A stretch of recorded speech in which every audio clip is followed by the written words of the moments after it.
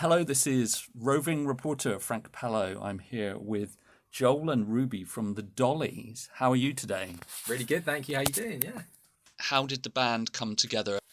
The band first started actually as a graphics project. Our lead singer Lugina did graphic design at university, and instead of developing a brand for one of her modules, she developed a band as her brand.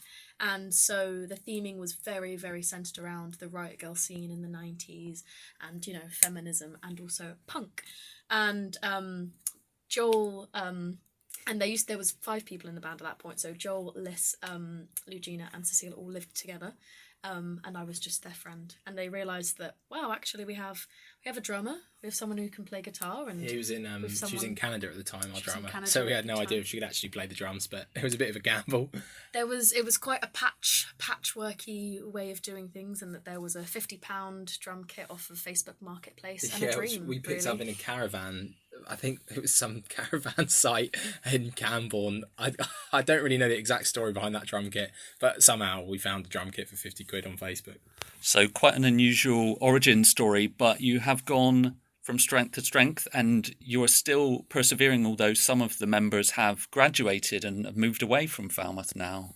Yeah, definitely. Yeah, I mean, it's really weighing up everything there between like when Lugina can come down because she lives in Yorkshire now, and Cecile, our drummer, is in Chudley in Devon. Yeah, Chudley in Devon, which is not as bad as Yorkshire, but we kind of make it work because they can stay at our house whenever we want to practice and go up to Amata to use the studios at Amata, which are really the whole reason we're still able to go is because of that access.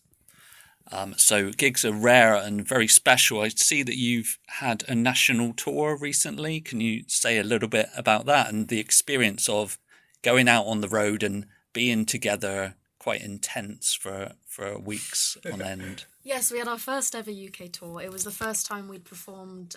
So we'd performed outside of Falmouth before, but only ever really Exeter, and one time to perform for Joel's friends down in London. But it was our first time properly ever leaving the Southwest, and we got to go to Manchester and London and Bristol and Sheffield and so many amazing cities. And although relationships were tested.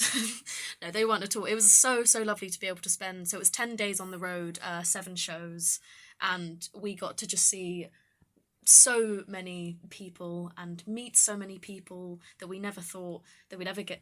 It's crazy to go up to Sheffield and have people come up to us, say, "I love your music," and I thought, you're 1,000 miles away from Falmouth. How the hell have you found us? But no, it was an amazing experience. Yeah, it was an awesome experience. Yeah, really, really cool. We had such a great time up there. I mean, just like you say, going to different scenes in different towns, and like you can still meet new people up there, and all the bands that supported us. Actually, a massive shout out to them because we wouldn't been able to pull anyone in if we didn't have those support acts. So yeah, it was awesome. Fantastic. And I understand that you've got some big supporters in the Cornish Bank, and they gave you an opportunity to do a residency last week there, which you did some recording. Can you just sort of explain that and what support the Cornish Bank have been to you in the past? The Cornish Bank have always been, they were some of our first ever people that, we had behind us, because they are really, really big fans of grassroots music and local music and, music in the Southwest. And we've performed at the Cornish Bank for the first ever time at Crank the Bank, which was a fundraiser to try and get the bank out of back on their feet after COVID. And then since then, we can't perform anywhere there isn't the Cornish Bank in Falmouth, because they are just such lovely, amazing people, and it's such a fantastic It's an awesome organisation, space. Isn't it? It's an awesome space. And they've just renovated one of the upstairs flats because they have some accommodation up there that they've turned into the studio, which is where we had our residency. I think with the second band in there to have a residency there. And yeah, I mean, it was really cool. The space is just, it's so accommodating to new artists and like you say, that grassroots scene in Falmouth. So yeah, there's so much love in the Cornish Bank, and we definitely wouldn't be in the place where we are without them. So yeah. So the residency gave you a chance to spend time together recording and not necessarily feel the pressure of spending lots of money or having somebody watching over you. Yeah, definitely. We had a really nice deal with the bank, actually. It was kind of a sort of an exchange. If we put on a gig halfway through the week, which we did on the Friday night, then we'd get not exactly for free, but we'd get their residency as part of that deal. So it was a really awesome thing for us because we wanted to put on a gig whilst we were down anyway. We haven't played in Falmouth properly in the Bank for quite some time, so it was just that really awesome deal between us and the Bank.